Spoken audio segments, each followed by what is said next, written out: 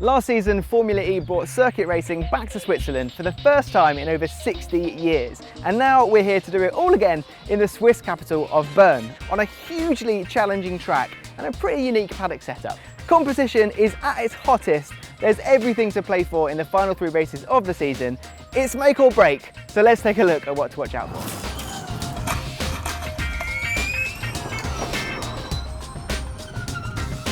The battle for the title has never been more heated. There's only 21 points to separate the top 5 drivers of Jean-Eric Bern, Lucas di Grassi, Andre Lotterer, Antonio Felix da Costa and Robin Freins. A list that once again shows that experience in one of the hardest motorsports to drive in really pays off. But it's not just about the top 5. With only 2 races left after this weekend, every driver will be fighting hard to increase the gap from the competition and move themselves up the standings ahead of the final races.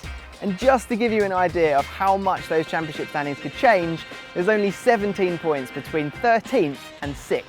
Reigning champion Jean-Eric Bern's season has not looked like that of a typical championship leader's season by any means, but by being one of only 2 drivers to win 2 races this season, he has firmly put himself in contention to defend his championship title. A fired up and focused Jev is not something any driver wants to see in their mirror. And even though he may have put the disappointing parts of his season behind him, his main threat comes with that of his teammate Andre Lotterer. That's going to be interesting to watch because we know full well that they're very close as teammates, very close as friends, but ask any driver on the planet, friendship plays no part when you're in the car, racing and the championship title is in your sights.